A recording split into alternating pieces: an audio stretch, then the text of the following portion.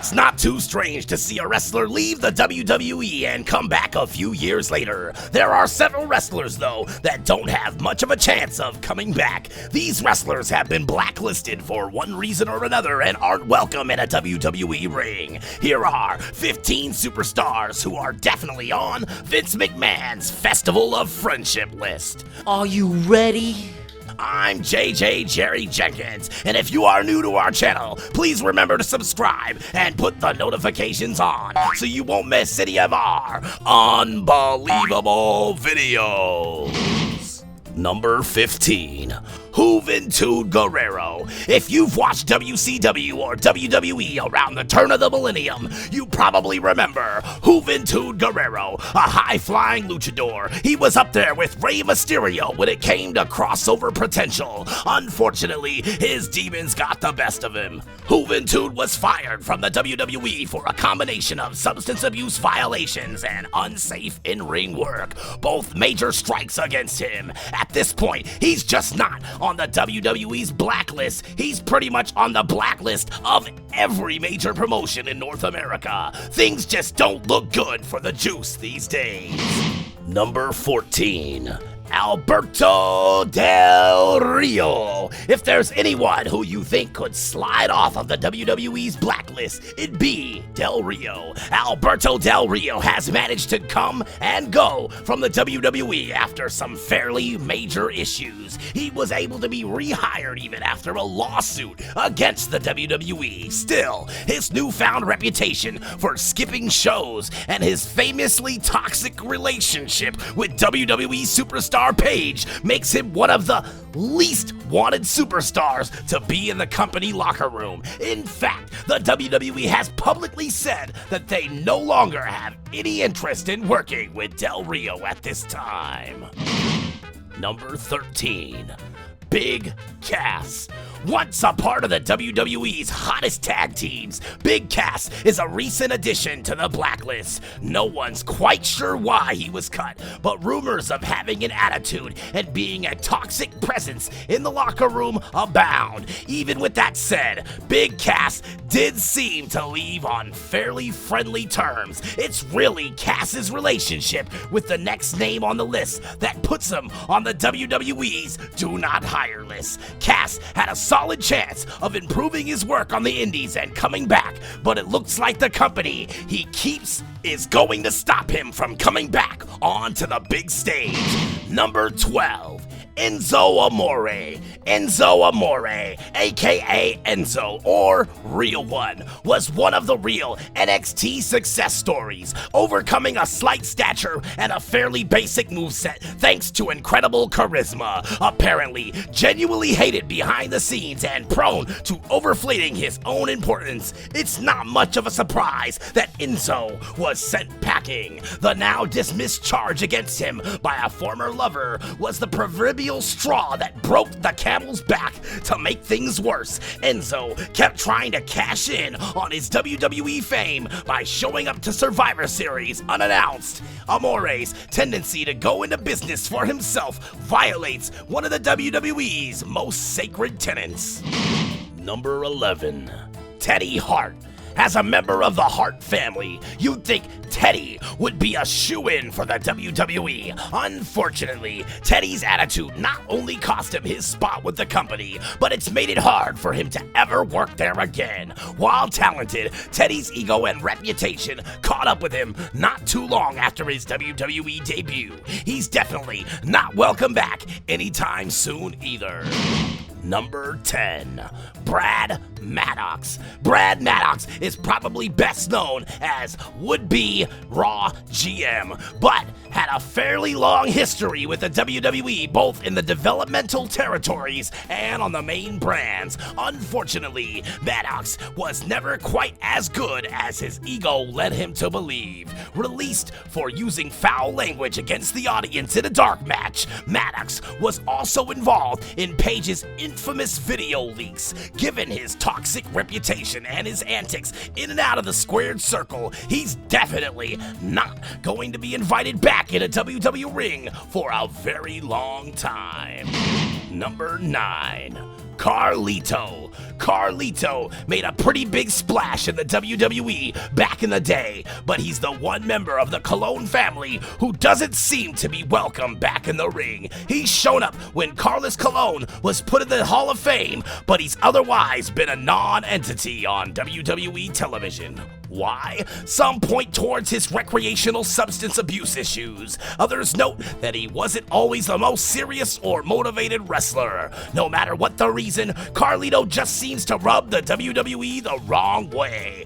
Don't look for him to be teaming with Primo and Epico anytime soon.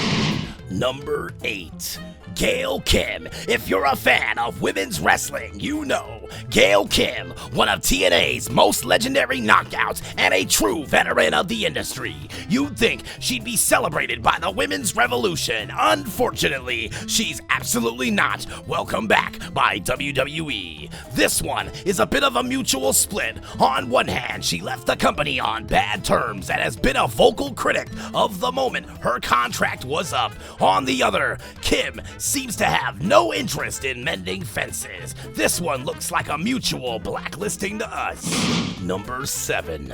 Colt Cabana. Colt Cabana was barely a presence in the WWE as Scotty Goldman, but his post-WWE career as a podcast host is what really hurt his future with the company. Cabana was probably best known for being a friend of CM Punk, and he's the man to whom Punk went when he was ready to tell his side of the story against the WWE. Given that Cabana was part of a lawsuit brought by WWE's doctor, and that his show was a vehicle for some particularly damning stories, you shouldn't expect to see Colt anywhere near the WWE for the next several years. Number 6. Ryback. The big guy's career had a lot of ups and downs, but he was WWE all the way. He started in NXT and got a great deal of screen time, making everyone a little surprised when he got released, given that his release was at least partially mutual, though it seemed like Ryback could come back at any time. His post-WWE life has been highly critical of both the company and the product. Not only does he seem to have a problem with several wrestlers, but he's been vocal about his desire to see wrestling unionized. Given what's happened with other wrestlers sharing that goal, this is probably the final nail in the coffin of the Ryback. Number 5. Raven. Raven was better known as an ECW and WCW wrestler, but he had a few good runs in the WWE in a few different guises. As Raven, though, he clearly didn't fit in with the WWE, and Vince McMahon reportedly didn't even understand why he was hired back in the first place. Who hired Johnny Polo back, damn it? Raven's inclusion in this list has more to do with his life after the WWE. He is one of the wrestlers that has pushed hardest to form a union, and he's been part of a concussion lawsuit against the company. Both of these moves make it unlikely to see him in the WWE in any capacity. Number 4.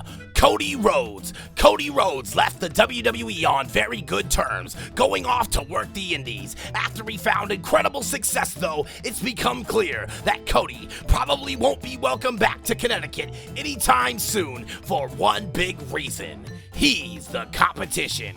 Cody has not only been a part of the founding of the rival AEW, but he's one of the few to put on a pay-per-view in the United States that managed a gate comparable to the WWE. The WWE might not mind when its wrestlers go to work on the indies, but it has a tendency to be vindictive if they find too much success. Number 3. AJ Lee. By all accounts, AJ Lee didn't leave the WWE on bad terms. She worked through her contract and is one of the few wrestlers to leave without taking a loss in her last match. While AJ's prominence in the WWE definitely came with a lot of struggles, it's her marriage that has her on the blacklist. Even without her marriage, AJ might have a hard time getting back in. Her book was critical of many of the WWE's practices, something that's hurt others in the past. In reality, though, the big thing keeping her on the blacklist has to do with the man in the number 2 spot. Number 2, CM Punk. You won't be seeing CM Punk in the WWE, at least not if things stay like they are today. Punk left the company under a heavy cloud, both breaking his contract and being fired on his wedding day. Both sides seem to hold a great deal of animosity towards one another, so Punk's not exactly trying to come back. Punk's talked a lot about how the WWE hurt his passion for wrestling, and the WWE has insulted him on the air. It's very likely that almost anyone on this list could see themselves back in the WWE ring before Punk, except for the number one on our list. Number 1. Nails. You don't get far in the WWE by threatening Vince McMahon. Back in the WWF days, Nails reportedly attacked Vince and tried to intimidate him, and it ended up costing him his career. Striking Vince was probably enough to get him blacklisted, but there's even more to this story.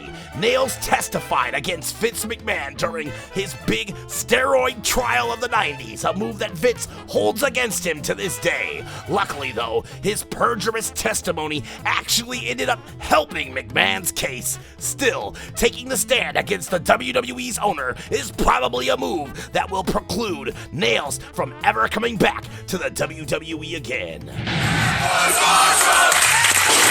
That was awesome!